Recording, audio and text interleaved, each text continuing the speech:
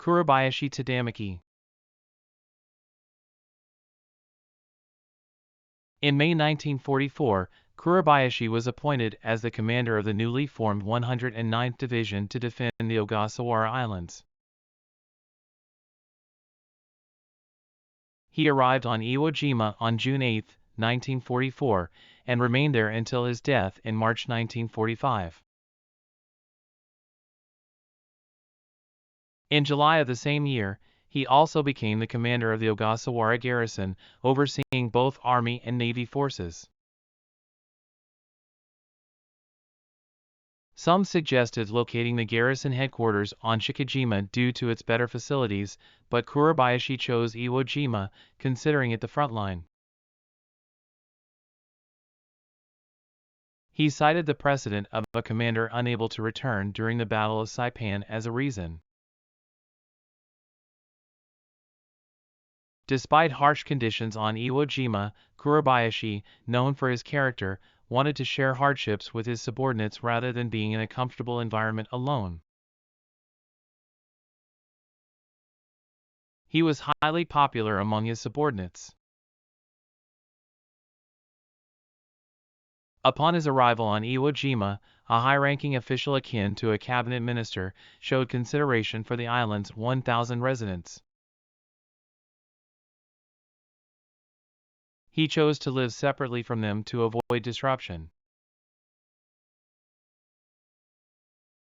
His initial residence was in the house of Nasaku Sakurai, an executive of Iwo Jima Industries. During a meal, Kuribayashi surprised Sakurai by apologizing for causing trouble due to their lack of strength. Kuribayashi's care for the island's people continued. As American airstrikes intensified, civilians sought refuge alongside soldiers in air raid shelters. To prevent harassment, Kuribayashi requested that women wear work pants called mont and directed efforts to separate shelters between civilians and the military. As American bombings escalated, with 120 out of 192 homes destroyed by mid-March and only 20 remaining by the end of June, Kuribayashi ordered the evacuation of residents. Survivors were evacuated to mainland Japan via Shikijima in several waves, completing the process by July 12. Kuribayashi's policies resulted in the absence of comfort stations on Iwo Jima, making it an island occupied solely by men. In hindsight, this decision prevented civilian casualties and was guided by Kuribayashi's judgment. Kuribayashi, believing that repelling the enemy's landing was impossible, devised a long-term defensive and guerrilla warfare strategy within well-constructed underground fortifications on Iwo Jima. He resisted the traditional coastal defense strategy advocated by some Army officers and the Navy's insistence on securing Chidori Airfield. Despite enduring American aerial bombings, Kuribayashi oversaw the construction of an extensive network of tunnels and fortifications spanning 18 kilometers in preparation for the impending invasion. As the military commander, Kuribayashi took a hands-on approach, personally touring the island and providing detailed instructions to soldiers, even lying on the ground to inspect their work. This proactive leadership style, typically reserved for lower-ranking officers, is often cited as a remarkable example of his leadership.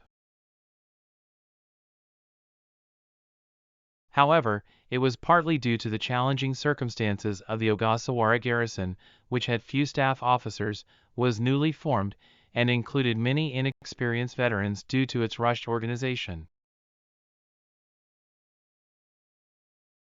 The defensive strategy of protracted warfare was applied rigorously, even to the 26th Tank Regiment, the only tank unit in the defensive forces, commanded by Lieutenant Colonel Kazuchi Nishi. Initially, Nishi wanted to use tanks for their traditional mobile warfare capabilities on Iwo Jima, but past experiences in island defense battles, like Saipan and Peleliu, where tanks were systematically destroyed in combat against superior American forces, led to a different approach. Kuribayashi instructed Nishi to bury the tanks or place them in depressions with only their turrets exposed, using them as defensive fortifications similar to pillboxes. Although Nishi initially resisted, he eventually complied. While there are testimonies suggesting a close relationship between Kuribayashi and Nishi, both coming from cavalry backgrounds, their personalities were vastly different. Kuribayashi was diligent and delicate, while Nishi, from a noble and affluent background, had a more unrestrained and free-spirited character.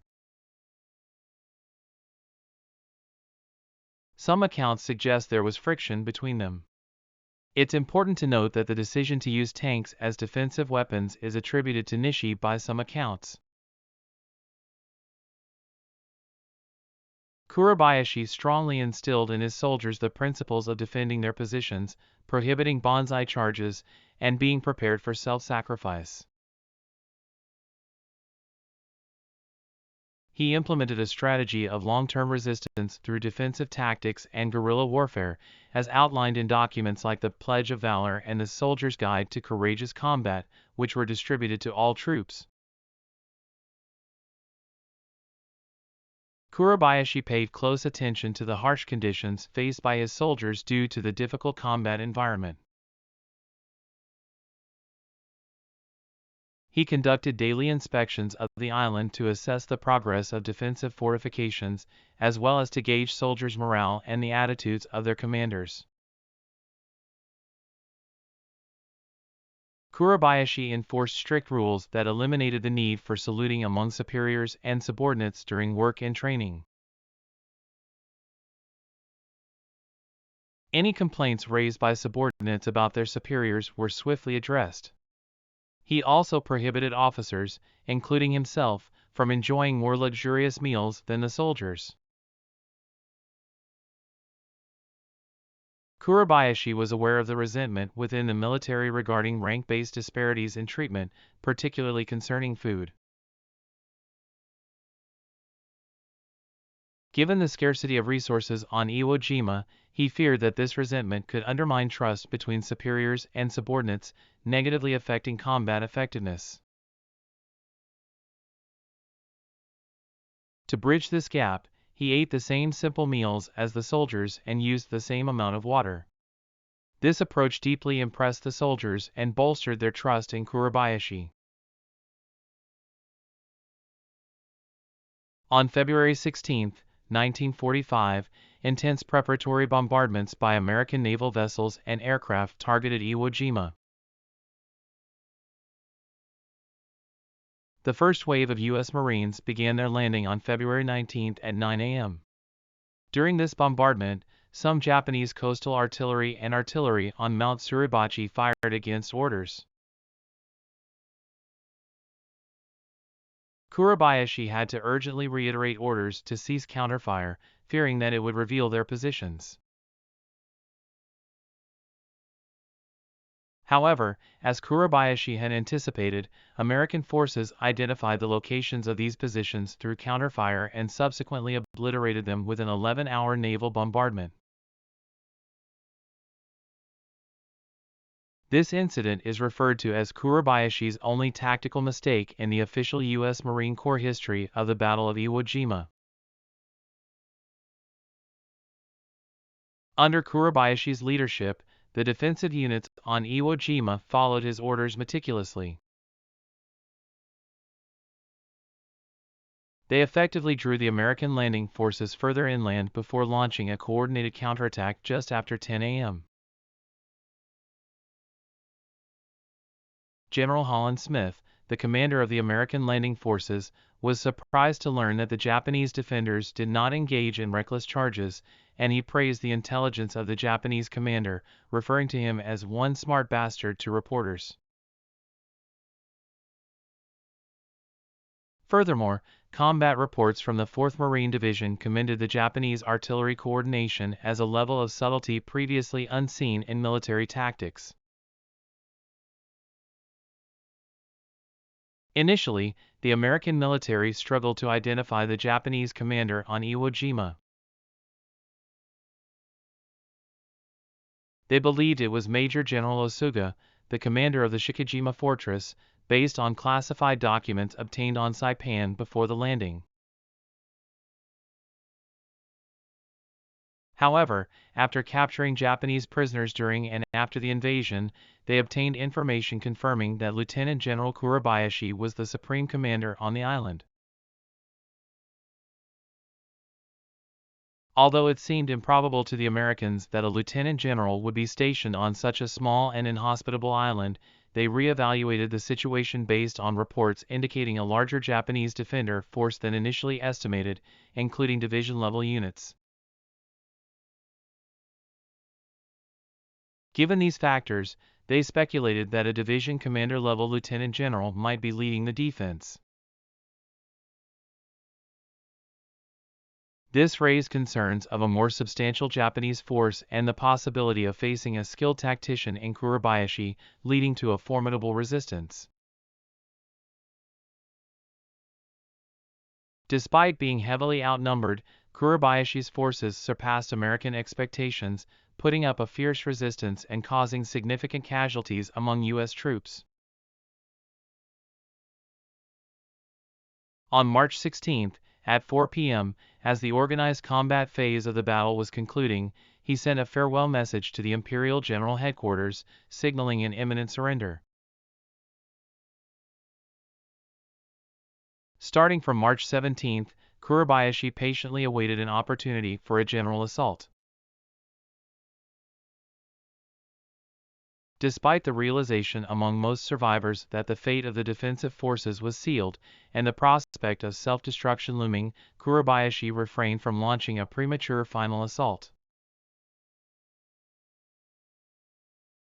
He resisted the impulsive calls for a banzai charge from staff officers and commanders eager for a swift end, telling them, "For now, I want to observe the situation." His determination to strategize until the end instead of allowing a hasty attack made a lasting impression on his staff.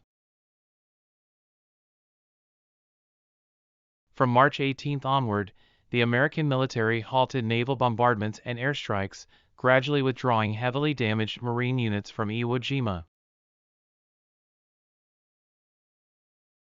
They shifted their strategy to prioritize attacks primarily using tanks and mortars, aiming to minimize close combat and leading roughly the strength of one regiment.